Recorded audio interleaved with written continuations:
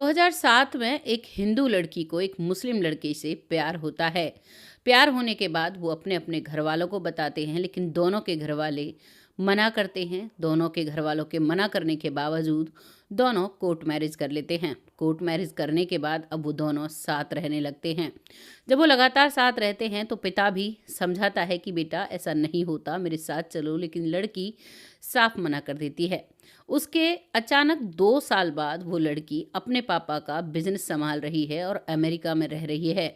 यहाँ पर उस लड़के की जान ले ली जाती है। आइए जानते हैं कैसे इस घटना को अंजाम दिया गया था, क्या हुआ था। नमस्कार, मैं महक चौधरी आज आप सबके सामने एक सच्ची घटना लेकर आई हूँ, जो कि बहुत ही एक फेमस उद्योगपति के परिवार की है। यहाँ पर एक लड़की होती है, जिस लड़की का नाम प्रियंका होता है। प्रियंका अपने पैसों के गुरूर में थी, तभी उसे एक लड़का रिजवान मिलता है, जो कि अपने हिसाब से सही चलने वाला था। और कहते हैं ना, प्यार का क्या है, प्यार तो किसी से भी हो जाता है। यहाँ पर इस लड़की को रिजवान से प्यार हो जाता है। दोनों को एक दूसरे से प्यार होता है। दोनों एक दूसरे को डेट करने लगते हैं, मिलने लगते हैं जगह जगह पर, और बस हमेशा फ़ोन पर बातें करते रहते हैं।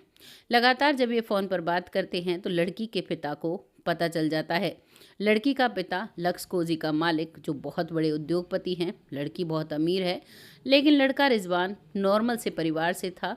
अब यहाँ पर पिता को जब पता चलता है तो पिता को बहुत गुस्सा आता है। पिता अपनी बेटी से कहता है कि ये तुम क्या कर रही हो, लेकिन बेटी भी अपनी जिद पर आ जाती है। बेटी कहती है कि तो आप मुझसे मेरी उससे शादी कराओ, नहीं तो मैं उससे अपने आप शादी कर लूँगी। मैं बालिग हूँ, मुझे कोई नहीं रोक सकता।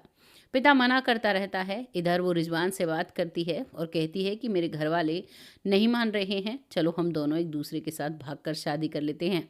रिजवान भी राजी हो जाता है और दोनों एक साथ अब वो कोर्ट मैरिज करते हैं। कोर्ट मैरिज करने के बाद अब वो अपने घर में रहने लगते हैं, यानी कि रिजवान के घर में प्रियंका रहने लगती है।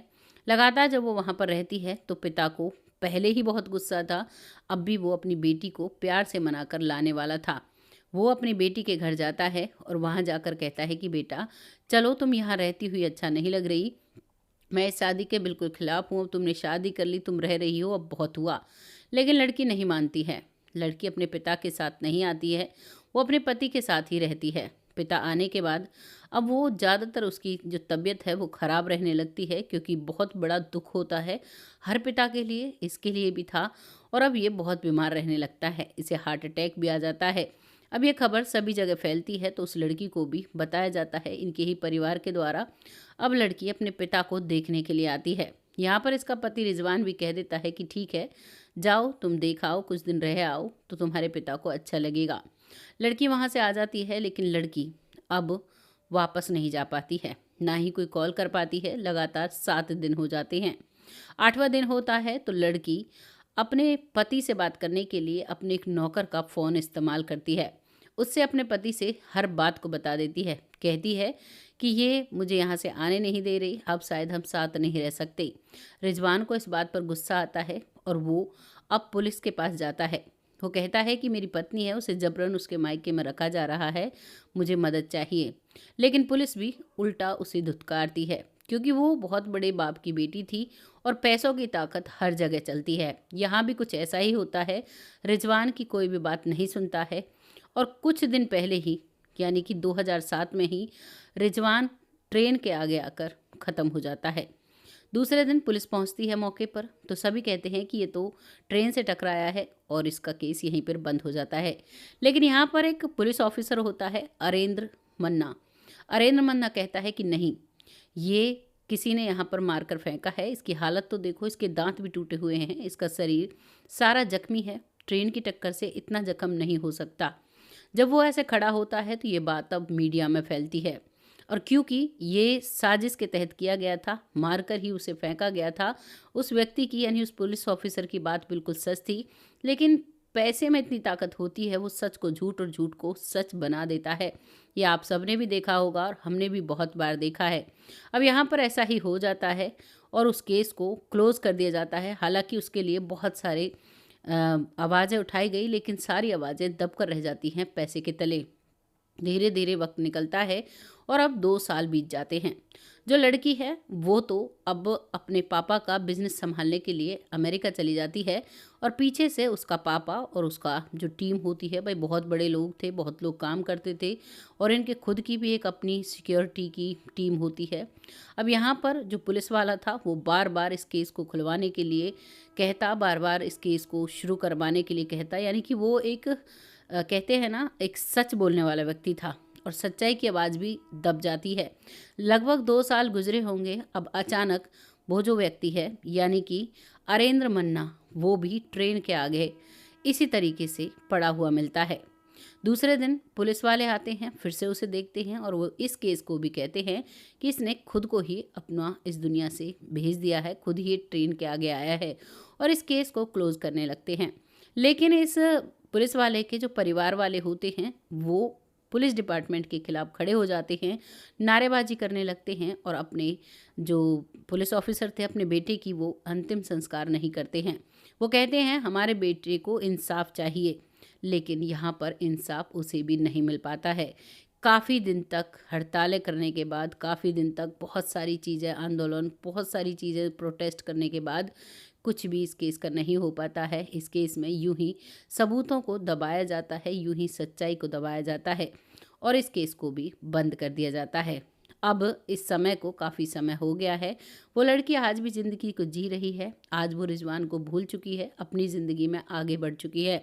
लेकिन यहाँ पर ये इंस्पेक्टर जिसने सच का साथ दिया था, हमें जब वर्दी दी जाती है तो हमें कसम दिलाई जाती है कि हमें हमेशा सच का साथ देना चाहिए, और इसने अपनी ड्यूटी को बखूबी निभाया।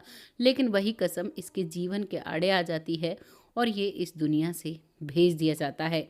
इसको आज तक कोई इंसाफ नहीं मिला। मानते हैं रिजवान ने भाई एक क्राइम किया था उनकी नज़र में, कि उनकी बेटी को भगाकर उससे शादी कर ली थी, फिर उसे पत्नी बना कर रखा था। हालांकि बेटी की भी सहमति थी, लेकिन यहाँ पर इसका क्या दोष था? सिर्फ सच्चाई के लिए खड़ा हुआ और इसे मार दिया गया। ऐसे ऐसे केसेस भी हो जाते हैं। सच्ची घटनाएं ऐसी ऐसी हैं हमारे देश में, जो बहुत समय तक अपने जो दबी की दबी रह जाती हैं पैसों के बोझ तले, क्योंकि हर डिपार्टमेंट में ऐसा व्यक्ति होता है जो कुछ पैसे खाकर केस को वहीं पर क्लोज कर देता है। और हर डिपार्टमेंट में सच्चाई के जो लोग होते हैं, जैसे ये व्यक्ति था यानी कि अरेंद्र मन्ना, ऐसे बहुत कम लोग मिलते हैं। लेकिन ऐसे लोगों की आवाज़ को भी दबा दिया जाता है, इंसाफ को बंद कर दिया जाता है, इंसाफ को नहीं होने दिया जाता है। आप क्या कहना चाहेंगे इस लड़की के बारे में? क्या इस लड़की को इंसाफ के लिए लड़ना चाहिए था? चलो ठीक है, इसके पति की जान चली गई, इसकी गलती थी, लेकिन इसमें इस पुलिस वाले की क्या गलती थी? इसे क्यों इस प्यार की भेंट चढ़ा दिया गया? क्या पैसे वालों का ही है सब कुछ? गरीब इंसान कुछ नहीं है। आम इंसान सच में ही इस समाज में कीड़े मकोड़ों की तरह जीता है। उसे कोई भी पैसे वाला आकर कुचल सकता है। इसीलिए मैं इन कहानियों को लेकर आती हूँ। कभी भी आपके सामने कोई प्रॉब्लम आती है, हालांकि हमारे बुजुर्ग हमें कहते हैं कि भाई सच का साथ देना चाहिए, सच के सामने हमेशा टिक कर रहना चाहिए, लेकिन जब आपको लगता है कि भाई सच बोलने की कीमत हमें जान देकर चुकानी पड़ेगी, तो आपका खामोश हो जाना बेहतर हो जाता है। काश वो व्यक्ति, वो पुलिस वाला उस वक्त जैसे सब पुलिस वाले कह रहे थे उसी वक्त मान लेता और इसमें बार बार आवाज़ ना उठाता, तो शायद आज वो हम सब के बीच रहता। आपको क्या लगा है इस कहानी को सुनकर? कमेंट बॉक्स में ज़रूर लिखिएगा, लोगों के साथ शेयर करिएगा, क्योंकि आपका शेयर मेरे लिए बहुत मायने रखता है। जब आप लोग कमेंट करते हैं तो इससे एक अलग ही जज्बा आता है, और हम ऐसी ही सच्ची घटनाएं आप सबके सामने साझा कर पाते हैं। तो बहुत जल्द ऐसी ही किसी सच्ची घटना के साथ आती हूँ। तब तक आप सब खुश रहें, सतर्क रहें, सावधान रखें, कि कभी भी कैसे भी ऐसे पचड़े में ना फंसें, चाहे कुछ भी हो। बस अपने परिवार को सेफ रखें, क्योंकि बहुत बड़ा समय है। मेरे पति कहते हैं कि दुनिया इतनी बुरी है कि अगर आप सुधारने के लिए बैठते हो तो आप सुबह से शाम तक सुधारते सुधारते थक जाओगे, लेकिन बुरे लोगों की गिनती कभी भी कम नहीं होगी। यहाँ पर गलती सबकी रही थी। सबसे पहली गलती प्रियंका की रही थी। जब उसको पता था हमारा स्टेटस ये है, हमारा धर्म ये है, तो उसे अपने धर्म से जाकर प्यार नहीं करना चाहिए था।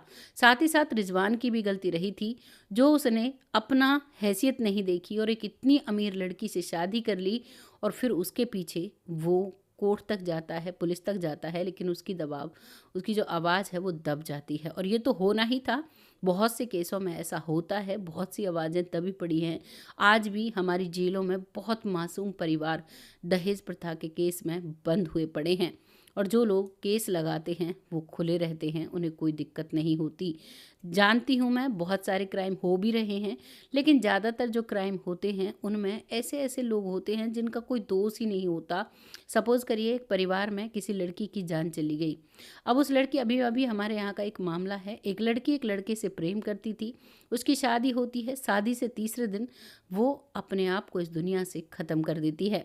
जैसे ही वो अपने आप को इस दुनिया से ख़त्म करती है, जबकि उस लड़की के परिवार वालों को पहले ही पता था कि वो किसी लड़के से प्रेम करती है और उस लड़के से दूरी बंधाने के लिए ही उसकी शादी की गई थी, और अब वो लड़की इस दुनिया से चली जाती है, तो उसकी वजह से उसके परिवार के, उसकी सास, उसके ससुर, उसकी ननद, उसके नंदेऊ, उन सब को जेल में डाल दिया गया। अनमैरिड ननद भी थी, उसे भी, अनमैरिड देवर था, उसे भी। अब आप बता सकते हैं इस बात में कि किसका दोष होता है? एक लड़की जो पहले से प्यार कर रही है और उस प्यार की खातिर वो जान दे रही है, इस परिवार का क्या दोष था जिसके पल्ले वो बांधी गई, जिस परिवार को एक, कहते हैं ना, मोहरा बनाया गया परिवार को जेल में डालने का, और फिर उनसे दहेज के नाम पर करोड़ों रुपए ऐंठे गए। क्या ये सच अच्छी बात है? क्या ये समाज के लिए एक अच्छा एग्जाम्पल है? आप बताइएगा कमेंट बॉक्स में ज़रूर, ऐसे लोगों के साथ क्या होना चाहिए जो लोग ऐसी साजिश, ऐसे कार्ड खेलते हैं। बहुत जल्द ऐसी कहानी के साथ आती हूँ, तब तक के लिए जय हिंद, जय भारत।